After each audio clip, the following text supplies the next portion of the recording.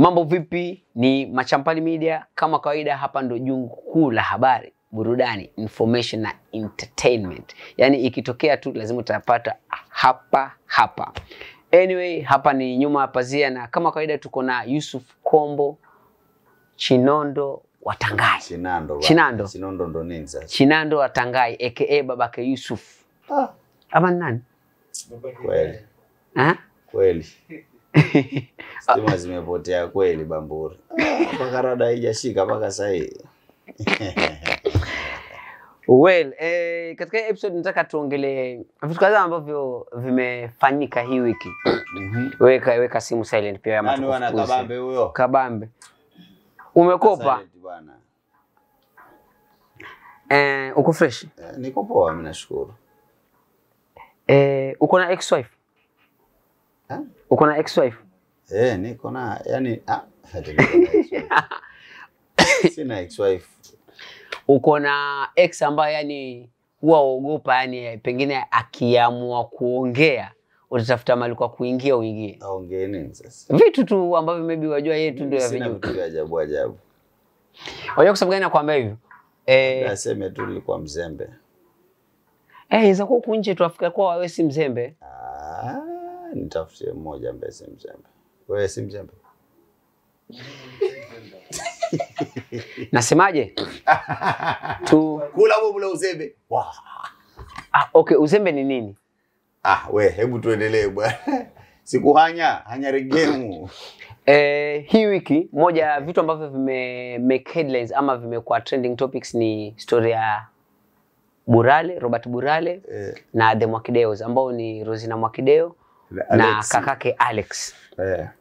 In case yani kama kuna mtu maybe ako behind news kidogo ama for update ni kwamba katika podcast ya Alex Mwakideo Burale aliongea paka alikuwa na interview na Alex alafu akaulizwa kwa nini aliachana na Rosina. Hiyo ni miaka 13 iliyopita. Akisema kwamba walikuwa watu wazuri, watu wawili wazuri, lakini kuna vitu havikuweza hawakuwa compatible. Ambao haimaanishi kwamba hakuna mtu yote ambaye alicheat na hakuna mtu yoyote ambaye alikuwa violent. Ambao sana siku hizi hivyo ndio watu wanaona ni kwamba vitu vikubwa sana ambavyo huwa vinafanya ndoa zisambaratike. Alafu then baadaye Rosina akaja katika the same podcast aka unleash vitu ambavyo wengi tulikuwa hatuvijui ama dunia ilikuwa havijui. Ama kwa mfano Alex mwenyewe ambaye ni kakake Rosina alikuwa havijui. Na kimoja kikubwa ambacho kili draw attention ni kwamba one Rosina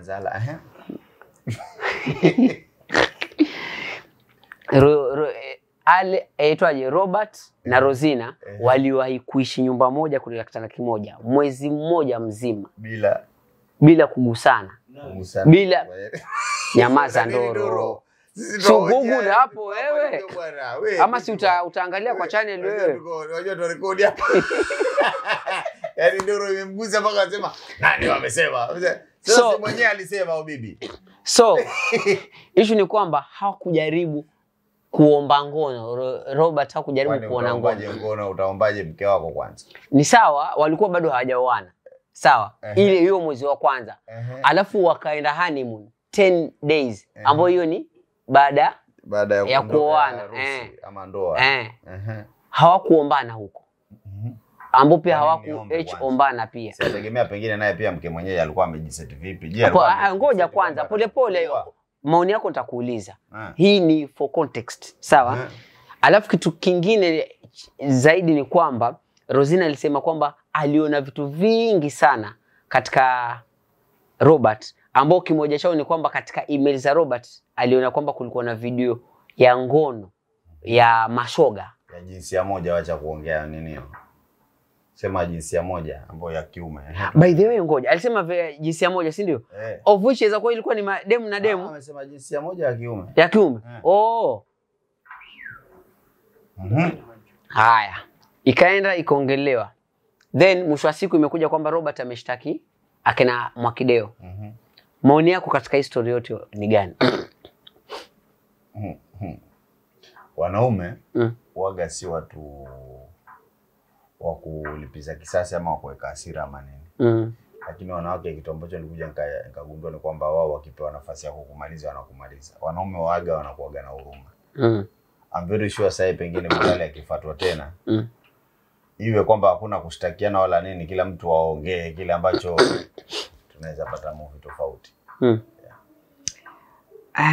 Mimi wanasema sasa, mimi maswali yangu ni kabla niombe kwanza, kwa nini niombe mke wangu anipatie mzigo? Kwa sababu kwa nini? Ni automatic. Wewe ameseti kwamba yeye mwenyewe nani? Sasa by the way I think moja ya kitu ambacho kilifanya kwamba maswali yasiulizwe sana kwamba ndo sikiza basi. I think moja ya kitu ambacho kilizuia ile interview kufunka zaidi ni kwamba ni mtu na ndugu yake walikuwa wanahojiana. Kwa sababu hauwezi muuliza ndugu yako alikuomba. Ulimtengenezea mazingira. Kwa sababu yaweza kuwa wewe hautaki lakini ukaika mazingira babake wewe alala hivyo wafanya kusongezi wewe gaja. Okay. Wewe katika maisha yako ushaikuwa na mwanamke pengine ukanaye katika kitanda kimoja alafu ukashindwa kupata huo muhemko? Si eti mwenye umekuwa naye hiyo inatokea, ambaye ni mpe ambaye haujawahi kuwa naye kabisa na umekuwa ukimtongoza awe mke wako awe mwanamke wako, lakini ile time ikitokea kwamba ndio huyu amekuja ukakosa huo msisimko. How comes? Ndio maybe kama ishaitokea nieleze. Mishaitokea.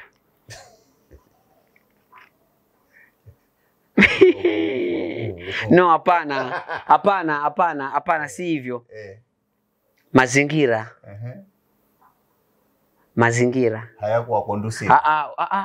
Yusufu usiende huko. Usiende huko. Tumalizie hapa. Mazingira. Maandalizi. So unadhani Bulali anaweza pata hizo milioni 20 ambazo ameshtaki kwamba alipwe kama fidia ya kuharibiwa jina? Sijui. Mimi sijui, sina uzoefu sana na mambo ya sheria na nini. But mimi na feel Bulali anacheza na moto because kama mtu kwa amepata chance moja ameongea yale. Sawa? Unadhani wewe ukimweka mahali ambapo ni kama umesema sema ukweli ama upoteze 20 million. Wadhani atasema mangapi? Sheria haitaki kujua ni ukweli ama si ukweli. Ni kwamba whatever umeongea kwa kadamnasi ni kitu ambacho kilifaa kuwa private baina mimi na wewe. 1